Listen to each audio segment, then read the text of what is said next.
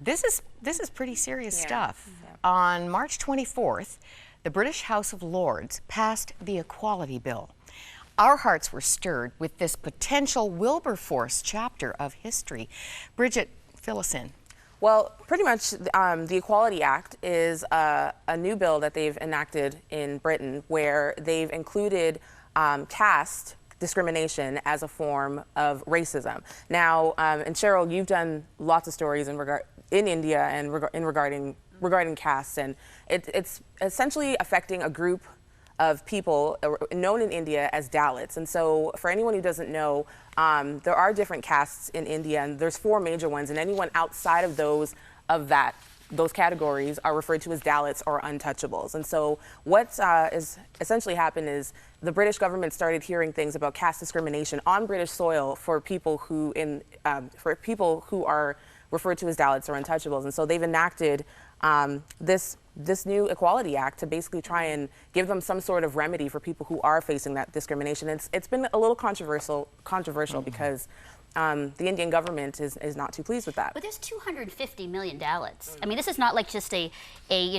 100 people. Not that even that, I mean, one person too many, it's a quarter of the population of India. Right. So that's a huge amount of people that are being discriminated against. And basically it's been called modern day slavery. So the idea is that these people have to do tasks in their town that they don't get paid for. They're responsible for cleaning feces out of toilets. They're responsible for picking up the carcasses of dead animals when they're hit by a train or a car or people.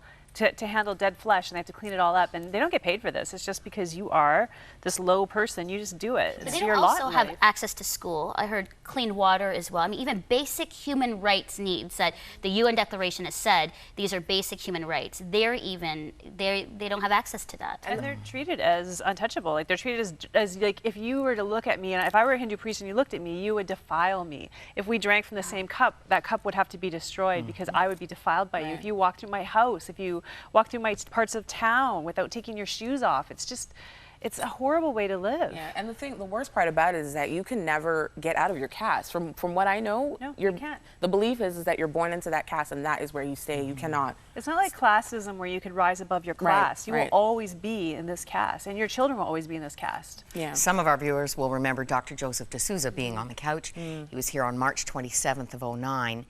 And founder of the Dalit Freedom Network, no question about what he's driving. And he gave us a wonderful overview of what Dalit slavery is all about. Let's go back to that. Right now we are campaigning for this decade to end all Dalit trafficking. Okay, it's huge. Everybody's writing about it. Right now in India, over 2.3 million girls and women are trafficked. 70% of them are Dalits and tribals.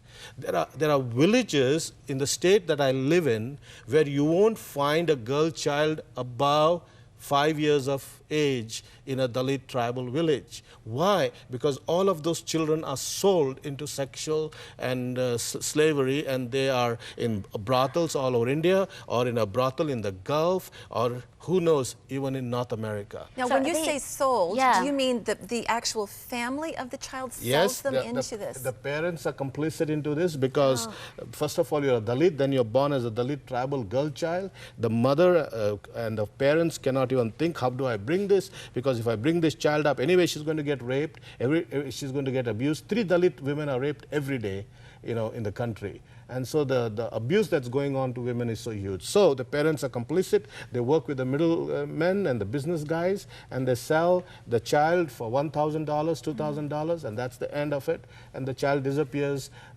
into the brothels of India. You said this is the single largest group of modern slaves. Absolutely. In the world. In the world. I mean, in terms of human trafficking, the problem in India is so big that the US State Department's report in 2005-2006 says India has the largest group of humans being trafficked. And you got trafficking into the sex trade, you got trafficking into child labor. Slumdog Millionaire is trafficking into beggary.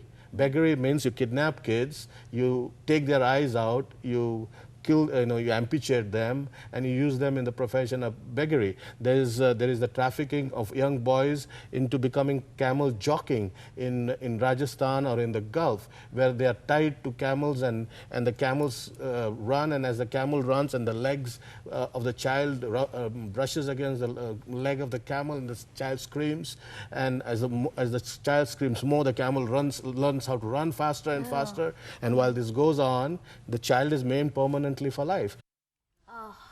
60 years after independence, 80% of the villages in India practice and enforce this system. The Equality Bill has passed in Britain. That doesn't immediately affect India, but they're pretty upset. Their whole economic system is based on what we're hearing.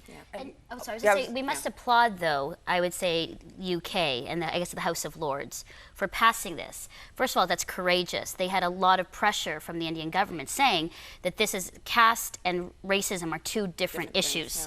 And that's, we got to be very clear with that, that's the issue. Is that we look at it, that is discrimination and that's racism. The Indian government has said, no, that's caste and that's a different issue. And how do you have the right to speak into our system, is what they said to the UN, right? And so now they've passed it through the House of Lords, and I think that should be an example to the world that, we're not going to take, that kind of blatant racism in our country. Well, I think people like Dr. De Souza are hoping that actually what happened in the UK is going to spark other places around the world and even affect the UN. There are laws in India to protect against racism, but so much of India is rural that it's just not being enforced, And how do you even enforce it, really, just even on a logistical scale, right, numbers-wise? And on top of that, too, I think a main issue is the fact that a lot of the people who are in positions of power are of higher caste, right? And so, and again, we're not trying to vilify India or vilify the Indian government. What we're essentially saying, though, is that, these are human beings. These are human beings, right? And it's. Something like this would never be tolerated in Canada. And so again, Melinda, like you said, I applaud the House of Lords for passing this. And I think you have to be aware that a lot of everyday Indians don't know about it.